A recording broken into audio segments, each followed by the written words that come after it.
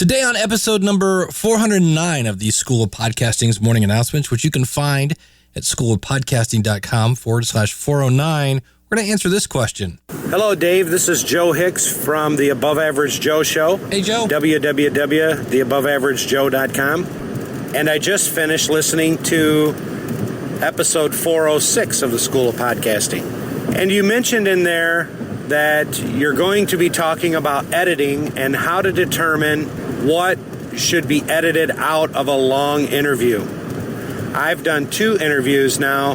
Both of them have gone over an hour and a half. And I would like to hear your thoughts on how can I keep the interview from going an hour and a half in the first place, but maintain a good conversation flow with my guest and keep them on task, so that I don't have to do 2 hours of editing. Love to hear your thoughts on that. I'm a huge fan of your show. I'm a huge fan of Dave Jackson. Keep up the good work, buddy. Appreciate it. Joe, thanks so much for the call. Hit it, ladies. The School of Podcasting with Dave Jackson. Podcasting since 2005. I am your personal podcast coach, Dave Jackson, and I am thanking you, really, from the bottom. Can you hear it? Bottom of my heart, baby, for tuning in. Look, you're busy. You're taking time to listen to me, and I really, really appreciate it. If you're new to the show, look, I'm going to bring my 20-plus years of technical training to the microphone. We're going to flatten the learning curve as we talk about all things podcasting, from planning to promoting to recording and producing, as I lead you down the path to pain-free podcasting. I'm so grateful you are here. And as we heard at the beginning of the show, Joe Hicks wants to know, hey, Dave, I'd love to hear your insights into editing. And so that's what we're going to do today. Now, you know, I always like to start off the show with either a podcast success story or some news or what I call because of my podcast. And you can send these in.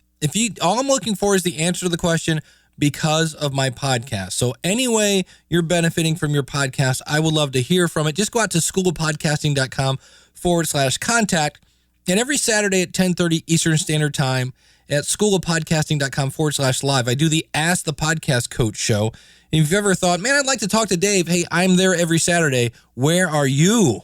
And my co-host Jim Collison from theaverageguy.tv let out one of these because of my podcast stories. I said, hey, I'm going to use that. Here it is. You know, you're always asking for because of my podcast story. So because way back in the day, I joined somebody on a podcast. I started my own podcast. And after I started my own podcast, I got the opportunity to podcast at work. And because it went so well at work, I got an opportunity to build this studio. And so I'm learning a whole bunch of stuff about that. So because of my podcast, Dave, I got to do all those things. So here he is. He's actually now doing podcasts for his job. And for those of you who have headphones on, you're probably going, Dave, you shouldn't be typing during that. That was actually during the recording. And mental note, we're going to talk about editing today. That would be an easy fix. Here I have, I'll go ahead and type something now. Here, let me just type my name. All right, here how that is in the background. And I've got a noise gate on. I'm surprised that's getting picked up. But nonetheless, might want to invest in a quieter keyboard. And there are those that might argue and say, that's not really editable. And we're going to talk about that today. What is and isn't editing? And this is the first thing I should say right up front. This is my opinion. This whole thing is my opinion. And I went out and I looked up some stuff. I did. A lot of stuff on the internet. And it says, the writer who breathes more with words than he needs is making a chore for the reader who reads. I need a beat behind that. So the writer who breathes more words than he needs is making a chore for the reader who reads. Because that actual quote is by the original rapper. No, not Ice-T and Final Level Podcast. That is the one, the only Dr. Seuss. Yes, I am, said Sam, I am. I do not like green eggs and ham. Word. When you don't edit, you're creating a chore for your listener in some cases. I like this one. I found the best way to revise your own work is to pretend somebody else wrote it and then rip the living crap out of it. That's by Don Roth. You write to communicate to the hearts and minds of others. Now, they're talking about writing a book, but we create content to communicate to the hearts and the minds of others what's burning inside you. So many people start a podcast because they say, well, I had something to say. I was listening to other podcasts. They weren't saying what I wanted to talk about, so I made my own. So we have this burning passion inside of us for a topic, and he says, and we edit to let the fire show through the smoke. That's by a person named Arthur Plotnik. And here's another one. You might say, really? Do we need editing? Well, one of the most consistent content producers is a little guy by the name of Steven Spielberg. He says, I love editing. It's one of my favorite parts about filmmaking. And many moons ago, I think it was the second New Media Expo out in California, I got to go to the Tonight Show and watch a taping of it with Jay Leno. And Jay Leno came out, and I'm still not sure exactly what happened, but he comes out and it's like, yeah, welcome to the show, everybody. And then all of a sudden he went, we'll just do it again. And we're all like, huh? And sure enough, Jay walked behind the curtain again. It's the Tonight Show. And out he came, and he did it again and kind of made a joke about how he felt like he was doing it again. But something happened, and obviously that didn't make it to the very final, broadcast of that. So editing, in some ways, is needed because we're, what's it called again? Oh, that's right, human. There are movies, if you think about it, where people they're paid a lot of money to read words into a camera, but yet there's always an editor. Because again, we are human. One of the reasons I think that people don't like editing is, number one, let's be obvious, it's more time. It's more time involved in this. But the other one is, as someone who's done public speaking, if I have, let's say somebody says, hey, we want you to do a talk on the power of podcasting for 30 minutes. No problem. Do that with my hands tied behind my back and blindfolded. Now somebody says, great, you know what? We had something happen. Can you take that 30 minutes and condense it down to like 18? That's a different story because I have to figure out what do I really want to say. And I have to, if I'm going to hit all the same points, I got to pick out the gems. And I got to find a better way to explain this in less time and less words. And now, obviously, with podcasting, there is no technical time limit. Valerie Geller, in her book about powerful radio, says there is no such thing as too long, only too boring. So, yeah, we don't have to worry about running out of room on the CD or things of that nature. But on the other hand, we don't want to waste our audience's time. So I came up with a couple guidelines here, what I'm going to call the golden rules of content editing. And I just say, basically, when I edit, I listen through the ears of my audience. And so when I edit my show, I think about what you want to hear. If I'm not sure if I should cut something, I always ask myself, what would my audience do? Is this something that you're going to go, wow, I'm glad you left that in there? And the other one is, it should never sound edited. If somebody says something and I ask them a question, they go, I think I could do that, and they keep on going, it's going to be hard to cut out that and where they go into the word I. That if I wanted to, I could dig out a scalpel and dig it out, but I like to go for what's called low-hanging fruit. Golden Newell. Well, there you go. There's an edit point. I'm going to leave that in. I'll be doing that today. I'm not going to edit as much as I normally do, just so you can see what I'm cutting out. But rule number 3, if you want somebody to promote your podcast and they're a guest on your show, they better sound good. Because I'm not going to promote something where I sound like I'm underwater frying bacon. That sounds kind of snooty, but you know what I mean? You don't want to go, yeah, look, I had the opportunity to go on this podcast where I sound like crap. If you want someone to promote it, you better make them sound good. And that's one of the things when I really listen is, if I was that interviewee, would I want that out there? Think through the ears, or listen. See, again, there's another edit point. Listen through the ears of your audience. Always try to make it sound like it's not been edited. And if you want someone to promote your show and you're doing an interview show, and by all means, you don't have to do an interview show, make sure they sound good. It's better to make them sound good than to make you sound good. Because in theory, We're always saying a way to grow your audience is to have people on your show and then let them promote it to their peeps. Well, you better give them something to promote. Now, I know, a lot of you going, hey, man, I want to keep it real. We just hit record and we let it go, man. It's a conversation. Isn't that what podcasting is about? It's free, and I love to improv. We hit the microphone, my buddies get around, we have a couple brews, and we see what happens. You know what? By all means, it's podcasting. You have absolutely 100% anything you can do. You can do that. I'm just saying, movies, television shows, music, most things plays get edited before before the performance comes on. A lot of practice involved. Those all get edited and people pay money for it. Now, does that mean, Dave, do you mean if I don't edit, I'll never have a sponsor? No, let's not go extreme here. So I know back in the day, 2004, you could start a podcast. You could talk into the built-in microphone of your laptop if you wanted to, and it sounded like this. Over. Right? It's not, guess what? It's not 2004. Milton Berle was the king of the TV back in, the 50s? Well, of course he was. He was up against a test pattern. Pretty much, right? And it's 10 years have gone by in podcasting. So there wasn't a lot of competition, but there is now.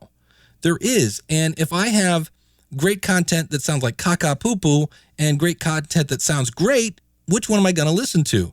Which one doesn't waste my time?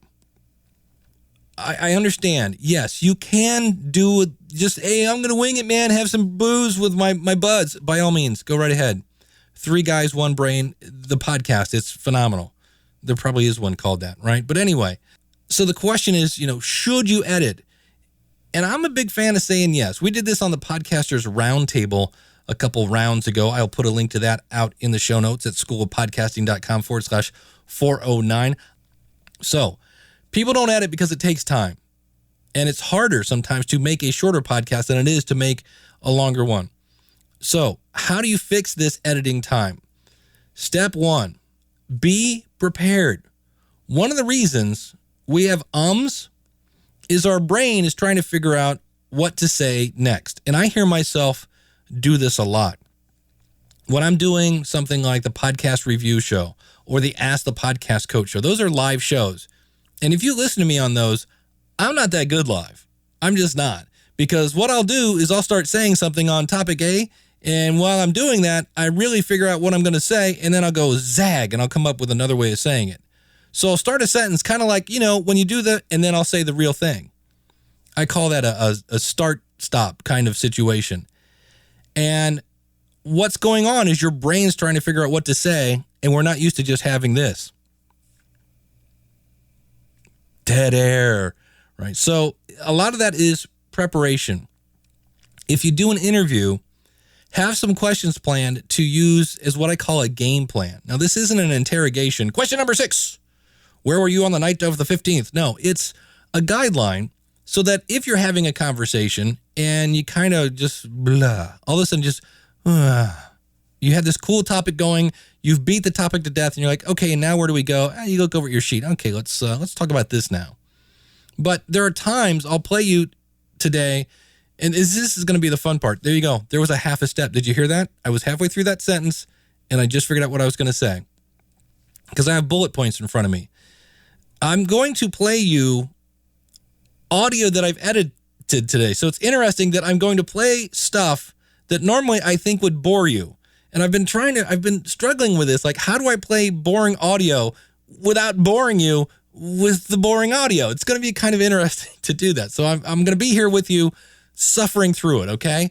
And, but I have the questions as a game plan. And then I refer to it as like just a cheat sheet to go back, because sometimes that conversation needs a poke. Here's something else you can do. So be prepared. Number 1, know who you're talking to. Have some questions going. If you're doing a solo podcast like this, I've got here. Let me give you my bullet points. Don't mess up. Give your guest a target. What to listen for when editing. Train wrecks. Low hanging fruit. No. Over answer. Listen. TMI, tangents, that's my bullet points. So I am as much as prepared as I like to be. So be prepared. And we'll talk about that a lot as we go forward. Number 2, if you can, and man, do I wish I could do this, don't mess with your stuff. Don't move your microphone. Don't change this. My fun-filled situation, when I do the podcast review show, I use one configuration. When I do Ask the Podcast Coach, I have the world's... I tried to diagram this for somebody, and PowerPoint exploded because I'm taking live calls as I'm streaming over Mixler, as I'm doing a Google Hangout Live. It's a lot of things going on, and that's why I recommend people do not start live. But if you can, if possible, set your equipment up and leave it. Those will eliminate those technical issues that happen, and it's an easy fix. That's what we're going to be talking about today, easy fixes. So be prepared. Well, you also want your guest to be prepared, and this really, really helps. I was interviewed on a show a while back, and somebody asked me what my favorite book was. And at the time, I wasn't really sure, 100% sure, who I was talking to. And we always say one of the key ingredients of a podcast is to identify your target market. And as a guest, I didn't really know who I was talking to. And so when they asked, what's your favorite book? I was kind of like, who am I talking to again? Because if it's a fitness book, I like Fit or Fat by Milton Bele. If it's a marketing book, it's probably something by Gary Vaynerchuk. It depends on who the audience is. And so if you want to keep people on task, let them know who they're talking to. I was interviewed on the Boomer Business Owner podcast. This will be coming up in the future. And here's what it says. I love it. He says, thank you for agreeing to be interviewed. Please keep in mind your audience is made up of baby boomers, 49 to 67, who've either never ventured into an online business at some point and may have started or currently do run an online business with modest to no positive results. They're generally online business newbies. I knew exactly who I was talking to. And he went down. I'd like the interview to be around 25 minutes plus or minus. As we have a number of topics to cover, I ask that you be concise with your answers. That is awesome because I have typically a 30-second answer to a question. I have the 5-minute answer. And in the case here, I kind of gave about the 2-minute answer. He says, my goals here are threefold. Help listeners glean some useful information, see if they resonate with you for future business, walk away with 1 to 2 pieces of actionable advice. Please check to see that your mobile phones, your Skype reminders, your notifications are turned off, and do an audio quality check. It was really pretty cool to see that. It gave me a very clear picture of who I was talking to and what, in this case, he was looking for. And I did mention, in this case, this is Charlie Plotnik. Really cool guy, and reached out to me and said, hey, I'm doing this show, and I think my audience might be interested in starting a podcast. Would you be interested in coming on the show? And you know me, talk about podcasting, twist my arm. So give your audience a target. And I know there's a lot of us that want to wing it. And there are interviews when we wing it.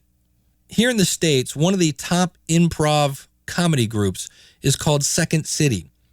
And I was in Chicago once, and I got to go see Second City. And I'm here to tell you, I'm going to say 30% of the time I thought it was funny, but there was a lot of me going, well, that was 5 minutes I'll never get back. And I've heard a lot of podcasts that love to improv. They love the art of improv. And by all means, I'm not saying you can't improv. I'm just saying that 70% of the time, you're probably not going to connect with me. This is my opinion. So keep that in mind. And you don't have to give your interview the questions ahead of time. I usually give them an idea. Here's what I'm looking for. When I interviewed John Biscol last week, and I kind of told John, hey, here's what I'm looking for. I understand you're a marketing person and you've helped people create podcasts. We want kind of some podcast success stories as well as how you create your show. So John kind of knew that ahead of time. I didn't really give him any questions.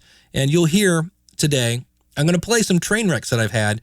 And you'll hear where in the middle of my interview with John, I was just like, and then we kind of game planned the rest of the interview right there live. So it's not always as pretty behind the scenes as you think it is. Hence why it's called editing.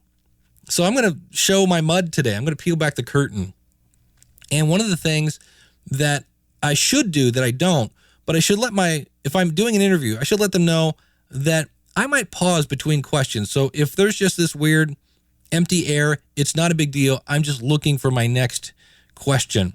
Because what happens is they will do an over answer, and I'll talk about what those are here in a minute. But like I said, give your guest a target. Let them know who they are talking to. Let the guest know approximately how long the interview should be. And then the other thing is, what happens if you have somebody who just runs off the road? Well, a couple weeks ago, we did a podcast review show, myself and Eric K. Johnson of podcasttalentcoach.com. Great interview, great guy, and a great co-host. We've brought him on that show, and we were interviewing the Catholic Travel Journal, and in their episode, they kind of had a guest who in this case was a Catholic priest, and we were talking about how the fact that he kind of didn't really stay on topic, and here's a clip from that show. In the middle of your podcast, your details are great. I think your storytelling is fantastic.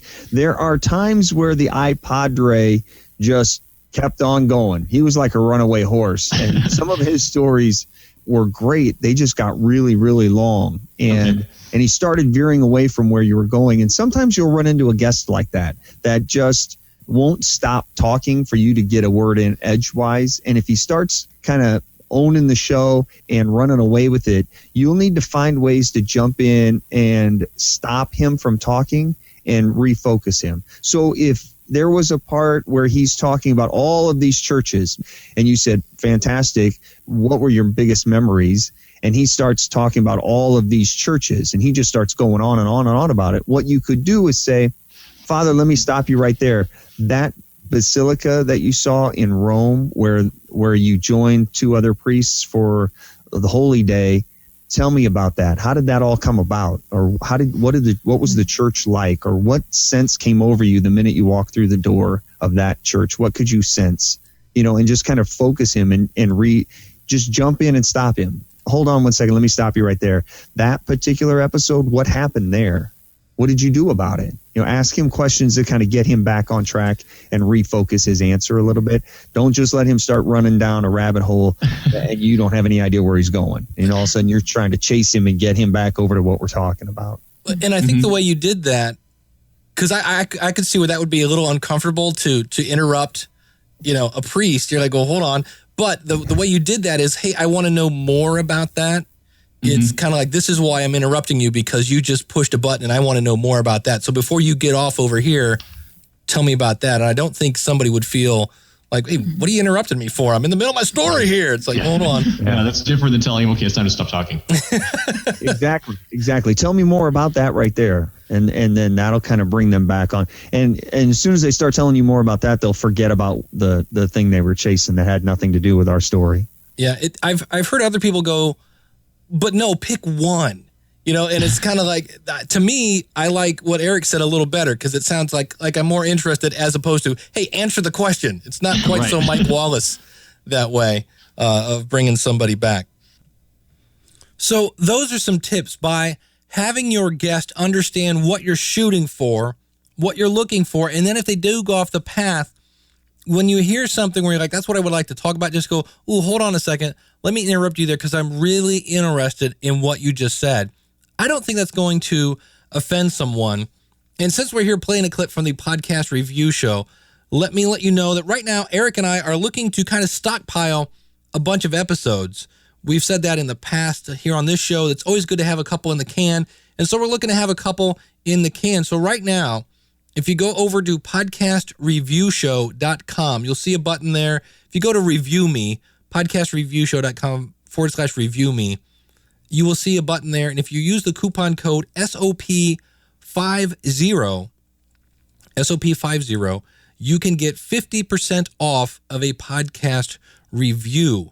And this is a limited time until we get a bunch in the can. So if you've ever wanted to get some insights from someone who's not named Mom about your podcast, now is the time to go over to podcastreviewshow.com/review me. Use the coupon code SOP50.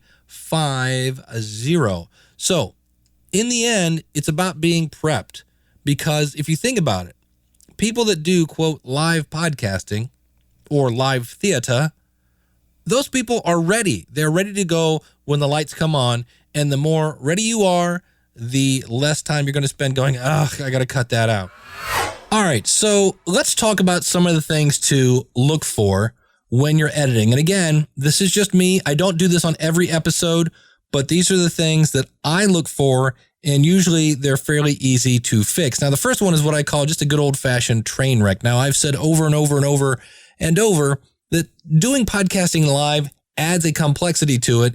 And in the case of the Ask the Podcast Coach show, which I do every Saturday morning, 10:30 a.m. Eastern Standard Time at schoolofpodcasting.com/live.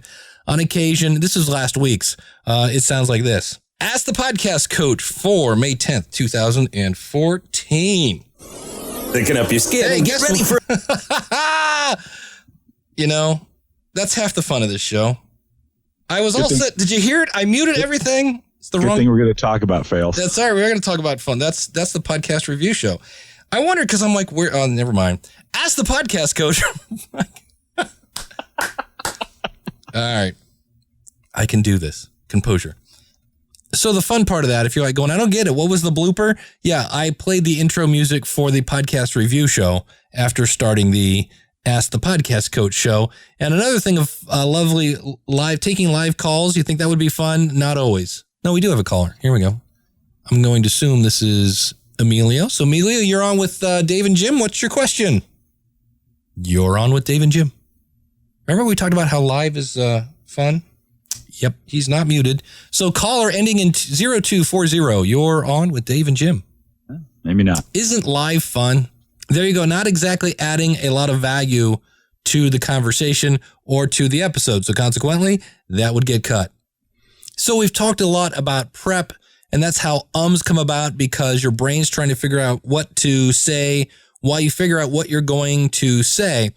And so I had a really big challenge once. We did a episode of the podcast review show, and we reviewed Monkey Radio at monkeyradio.info. And Mark was on, and we ended up having a really good conversation, but it went almost 2 hours. And so I had to cut that down to an hour. And so this is an example of, number one, Mark had talked about Saturday Night Live and how they have their intro, and they have the skit, and then they have the introduction, and then they have the monologue and things like that. And so sometimes you have to look at what is the topic you're talking about. Does it fit? And in some cases, you just have too much information and you don't need all those details. So let me play you a little clip here of this. So it's I'm not defending it. I'm just saying that it's and I want to stop right there. Here I said, so it's and then he went in and started it. So that's like a you start left and then zag right. Let's play that again. So it's I'm not defending it. I'm just saying that it's that was what my thinking was. So one of those things in here is this is what I call low hanging fruit, and it's this. That was. So here again is him talking again. I think that was what There's my another thinking one here. was. Now that's an example right there of something I might keep, because in some cases it's but it's also right next to of the last word. So you have to kind of cut close to the bone to get that. There we go. So if I cut that out, and again, this has to sound like it's unedited. So if I listen to this now. So it's I'm not defending it. I'm just saying that that was what my thinking was. So you can hear that's Mark trying to get his thought together. And I do that all the time. So again, we're not judging here. So let's listen to what this sounded like later. I'm not defending it. I'm just saying that that was what my thinking was. What I want to help you do is understand what. Okay, so what I want to show you now is let's listen to Eric's part of this conversation. And again, I'm trying to cut things way down. And so originally Eric had said this. And then help you get there. Okay. So let's take a look at Saturday Night Live. Saturday Night Live opens cold. So there again, another low hanging fruit. Let's get that out of there. So let's take a look at Saturday Night Live. Saturday Night Live opens cold with their funny bit. You know, they're parodying GM or the president or whatever. Right. So here, Eric had basically covered material that Mark had kind of already done. Now, we were reviewing it, but in the essence of time, I wanted to cut it out. So we ended up with Eric's response sounding like this. Okay, so let's take a look at Saturday Night Live. It's funny bit, open, intro, funny bit, show. So they really only have 4 elements there. So that was way cut down from what he said, but here's the key. I edited the content. I didn't change the meaning, because I don't want to take people's content and end up having them say things that they didn't say. That would be a huge no-no. But this was a way to get the meat and potatoes of Eric's response in fewer words. And we didn't lose anything because Mark had already talked about the intro of that. And so it made it an easy pick to pull that out and say, hey, we've already talked about that once. And I cut that out. So it cut down that clip. One of the things you want to listen for is what happens. We always say when you do an interview, try not to ask yes or no questions. But if you ask a question like that and they say no, chances are it's going to get pulled. So here is a clip from, the podcast review show. We were reviewing fastpitch.tv with Gary Leland, and I asked him about a new podcast. So let's play with this one a little bit. Right. You're going to be launching a podcast where you interview podcasters?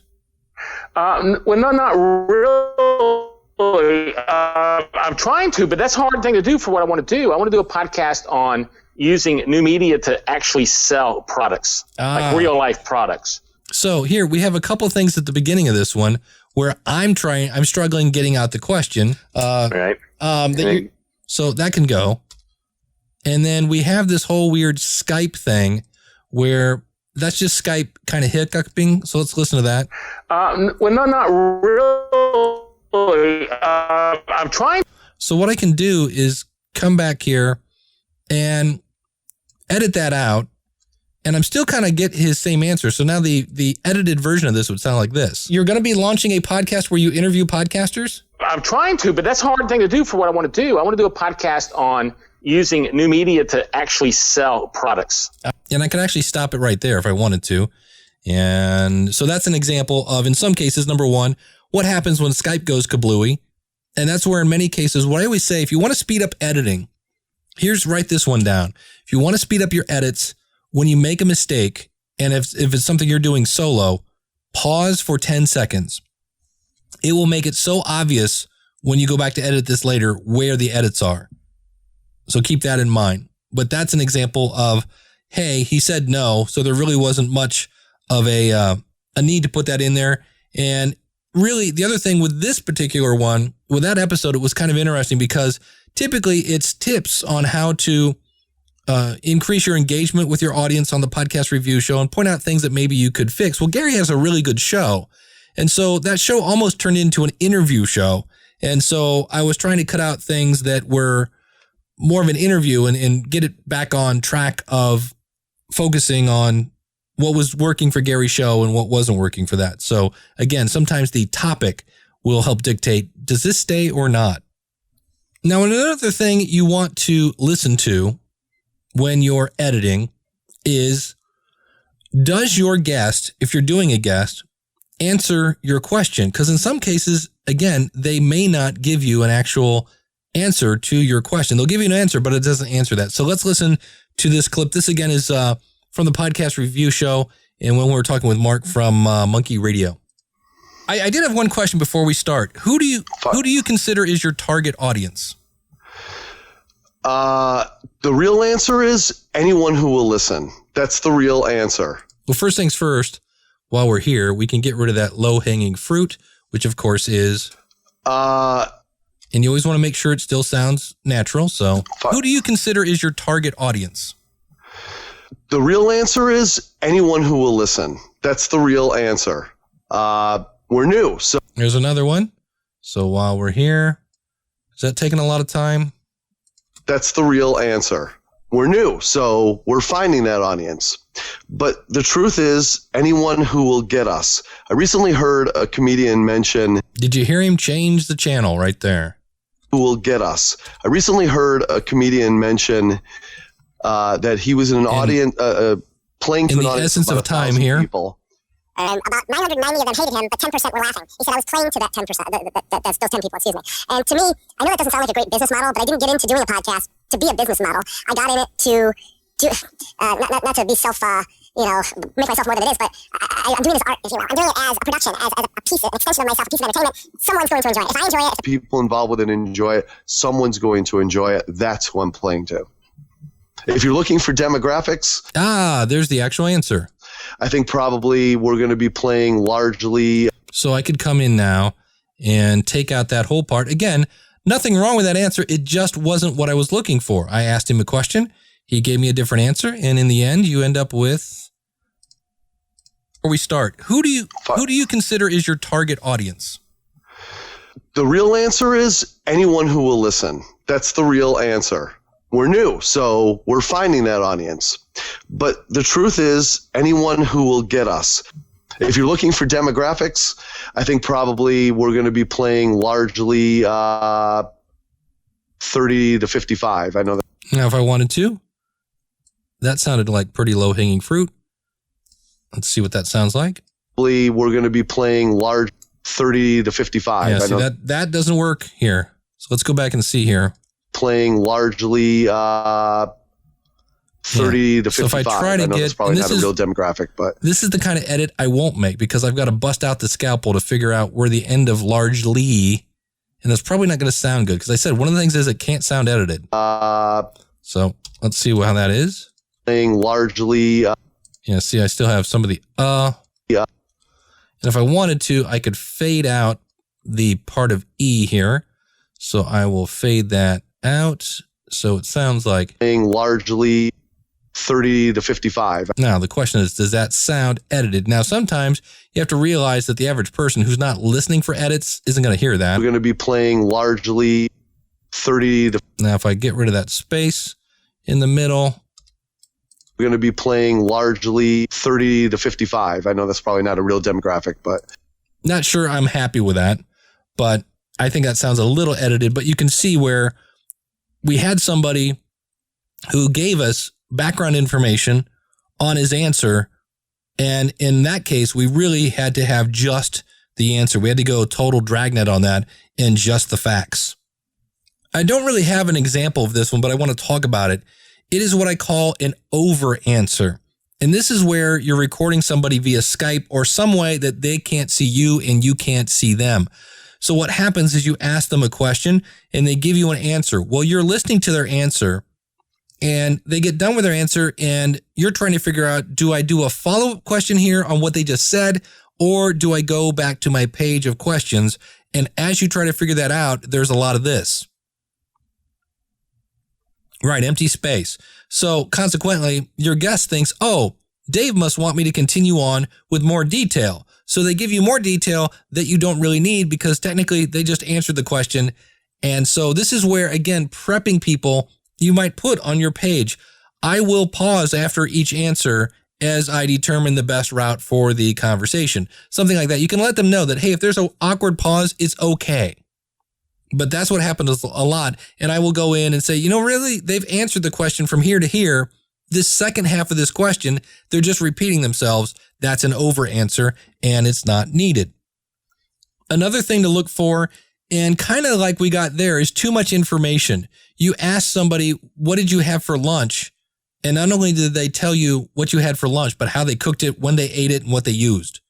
Really, I just needed to know, did you have a sandwich, a burger, a salad? Just looking for that. Not so much, oh yeah, I had a salad. We had 4 tomatoes. It was 4 different, don't need that. Just get to that, stick to that, and go from there. Another one is tangents. Now this for me is when I'm listening to me and it's just me, I'm listening to make sure that I stayed on track. Because what happens is a tangent is basically where for a second, of course, can you put air quotes up for me? For just a second, we're going to leave the topic and talk about topic B. Well, in the middle of topic B, you go, oh yeah, and then you go to topic C, and then maybe D. Well, you're so far from topic A that the person's listening going, what? And it's just not, it's ADD theater, basically. And I can say that because I'm somewhat ADD. And so I'm listening for those to see, did I go off topic? Did I go way off? And again, does the information, is the tangent relevant to the audience? Is the audience going to follow me in the tangent? Or are they going to go, what the heck is he talking about spoons for in the middle of this podcast about whatever?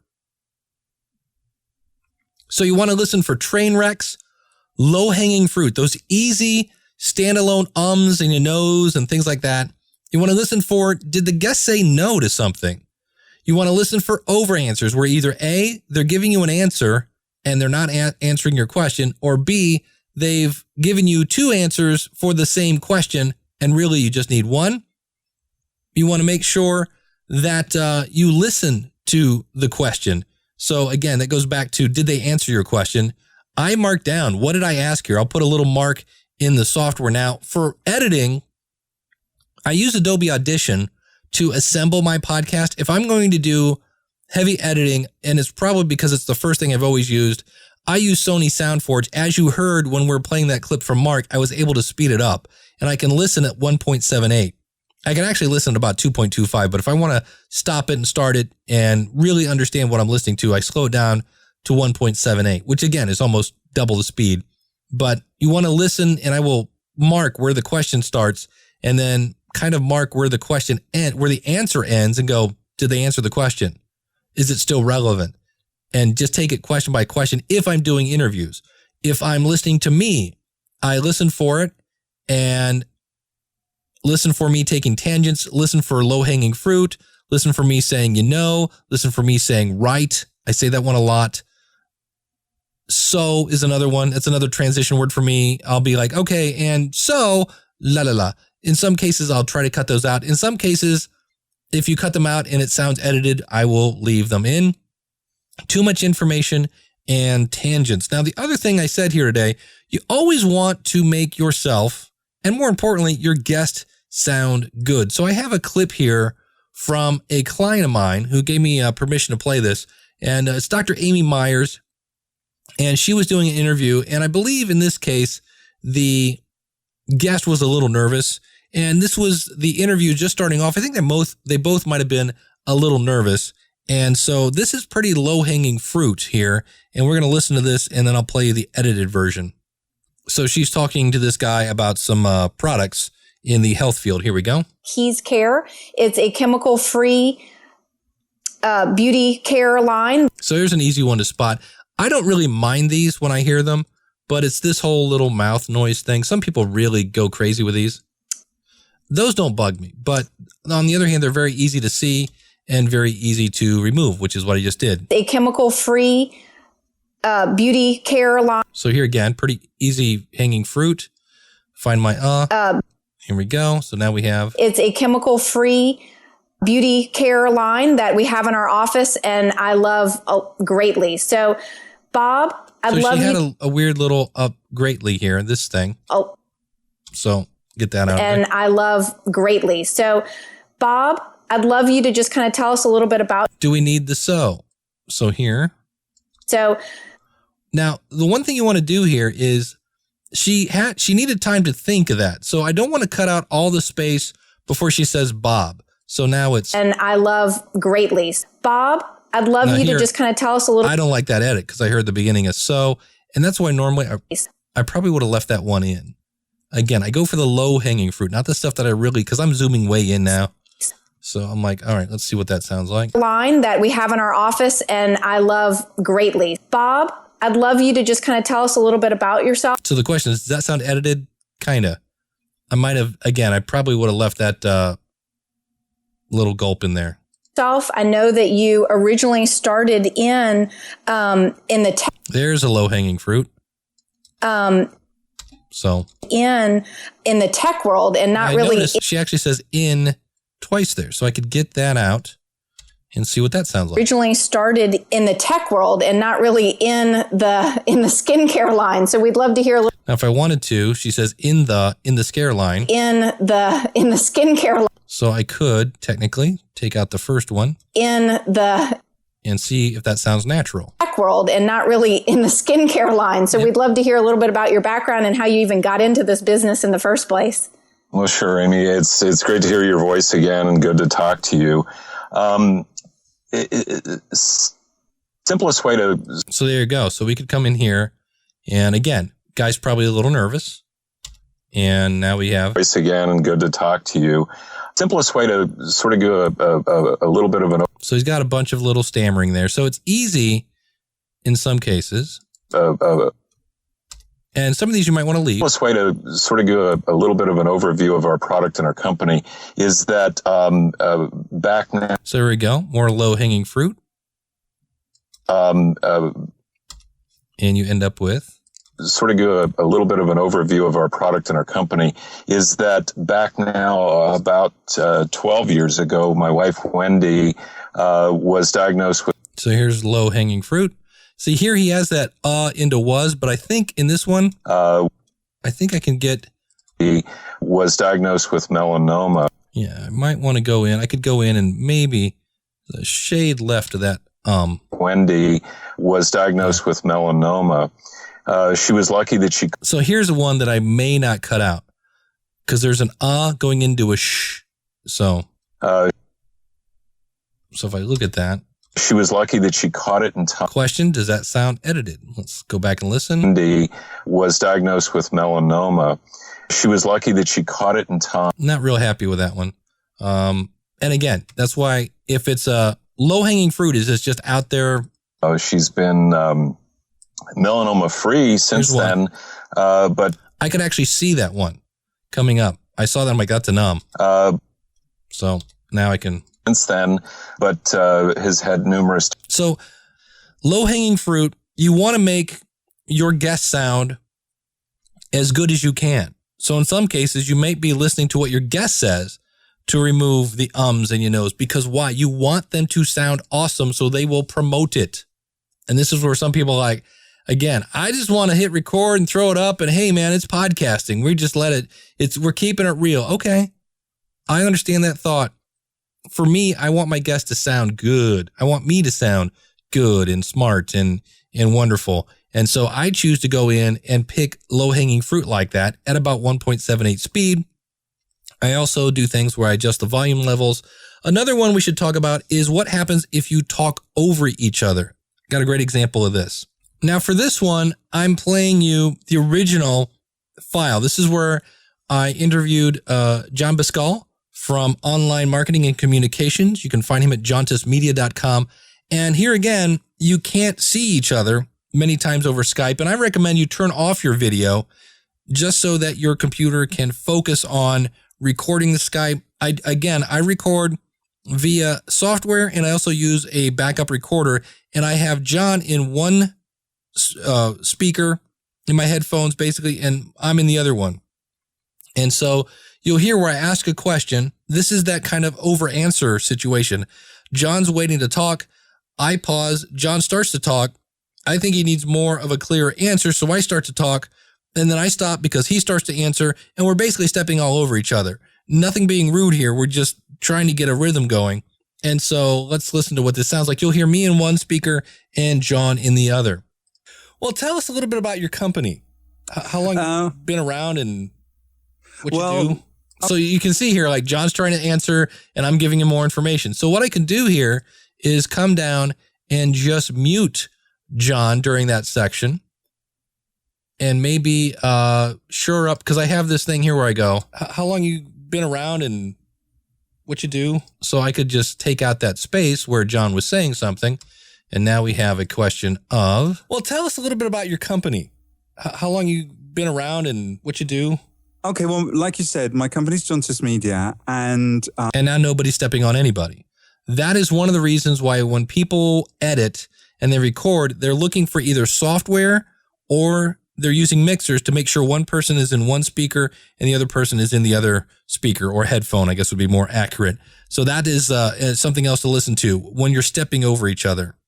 Now, just to peel back the entire curtain, I said that sometimes you get this over answer where the person has finished the answer and you're trying to figure out what the answer is. And here's when I was interviewing John, I just was like, all right, well, you know what? I was so intent on listening to him because he had such great content that my brain just was like, yeah, I don't know what to do. So listen to this. This is where I have the fun part of editing. I'm too busy listening to think of my next question. I have that. I interviewed Mitch Joel once, and he was, I think I said to you, it was harder than, I was more terrified than interviewing the Prime Minister of Sweden. Okay, first things first, he got to interview the Prime Minister of Sweden. How cool is that? Mitch Joel, the marketer, he was terrifying. And I kept thinking, oh my God, what am I going to ask him? So we all do that, by the way. So we're peeling back the curtain here today. And, but here, so I've kind of like, all right,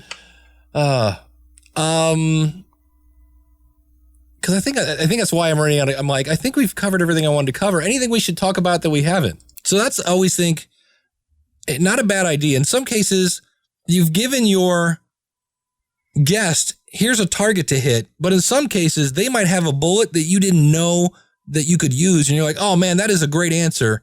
And so here, we finally kind of decide where we're going to go. Maybe you could ask me, what, from a marketer's perspective, what could, what can podcasters do to take their show to the next level, as it were? How about to better engage their audience? Yeah. There we go. Yeah. And I'm also going to ask you how long it takes you to do a show. Okay. Because so there you go. You can see, I look at my page and I'm like, oh yeah, ask him about how long it takes him to do a show because he does a good quality show. So just in case you ever, I thought about, am I really going to play this? Because that's a train wreck in a way. And I thought, you know what? People should see the fact that interviews, especially, don't always go super smooth. And even when if it's just you doing a solo, things don't go super smooth. Like I said, we're human.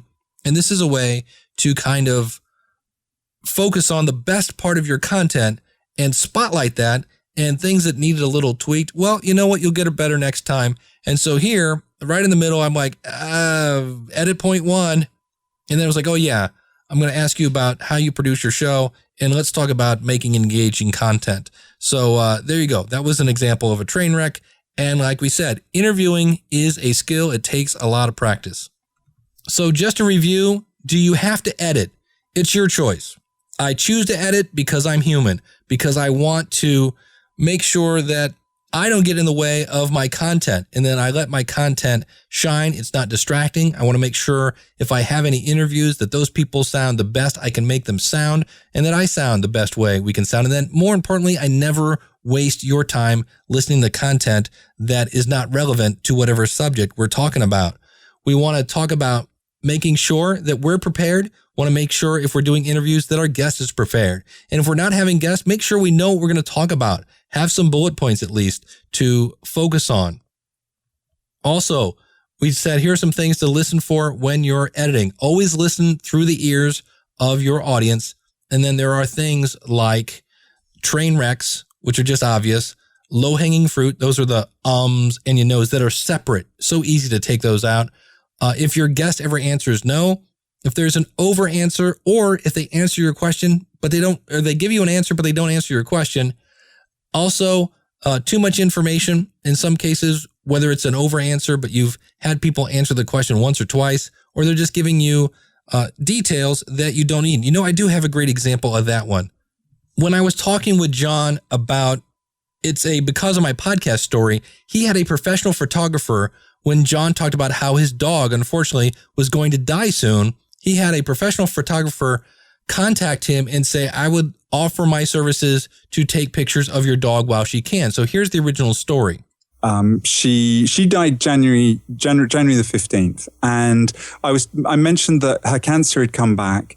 I think it was in November, December that I first started mentioning it. And so that's an example, this clip right there.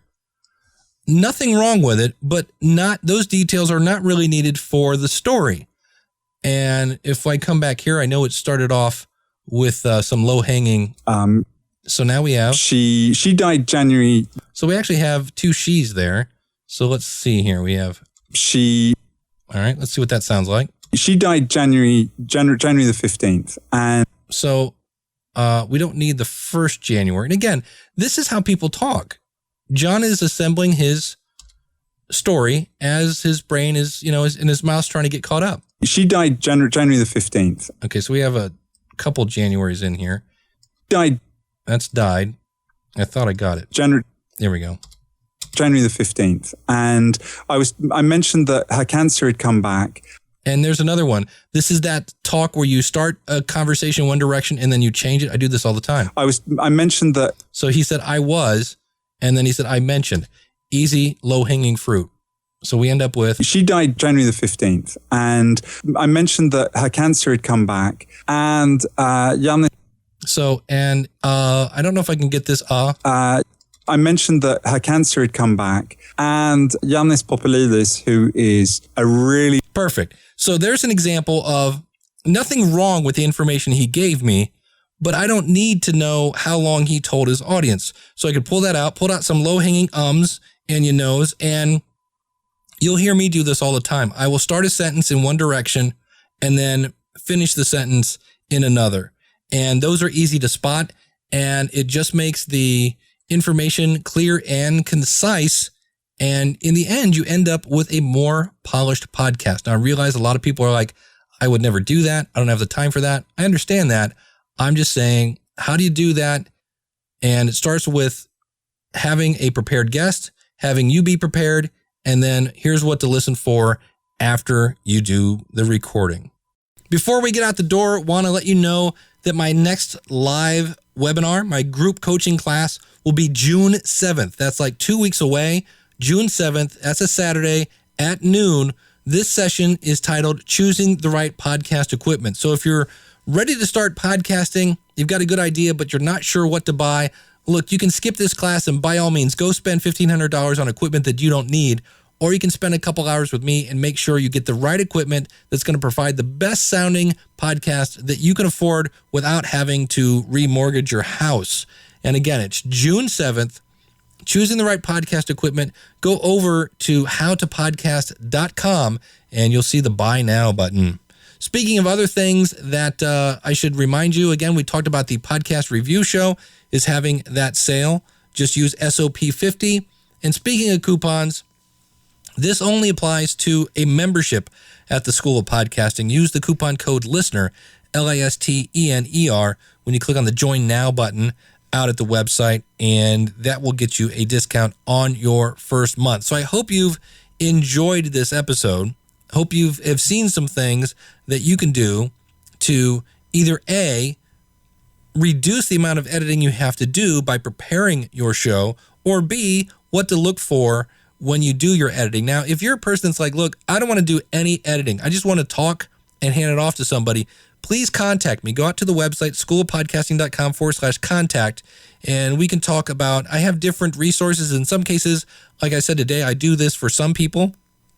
If this is something you're looking for, schoolofpodcasting.com/contact, and we can help you achieve pain-free podcasting. And that is going to do it for this edition of the School of Podcasting's Morning Announcements. I want to thank you so much for tuning in. Don't forget, in the future, we're going to be talking about, is your podcast in alignment with your goals? We're also going to be reviewing some media hosts. Now, I've done this in the past, but so many people have been talking about SoundCloud, and I've been taking an in-depth look at it. So we're going to compare SoundCloud to Libsyn to Blueberry to Podbean. And we'll be talking about that in the future just to kind of review that topic and anything else you would like to talk to. Like today, I want to thank Joe Hicks from the Average Joe podcast. I'm sorry, Joe. I completely butchered your name. It's the Above Average Joe podcast. You can find that at theaboveaveragejoe.com. I want to thank John Basco from Jontas Media. Want to thank Mark from monkeyradio.info. Want to thank Eric K. Johnson, the podcast talent coach over at podcasttalentcoach.com. And many of those clips came from the podcast review show and Ask the Podcast Coach. And thanks to Jim Collison for being in on those as well. And I really look forward to working with you and helping you maximize the effectiveness of your content through editing, through technology, through better content, through better preparedness. And I hope to be working with you soon. Let me remind you that it is time to start living a life worth podcasting about. And until next week, class is dismissed. Take care. God bless. You can just send it on in there. You can email me, dave@schoolofpodcasting.com. I also have a tab there. Would love to hear from you and look forward to talking with you. Don't forget, look at me. See, this would be an edit point just between you and me, right here in my head. This is me peeling back the curtain. I just gave you about 37 calls to action. I've been giving you call to actions for about a minute now. It's ridiculous. Stop it, Dave.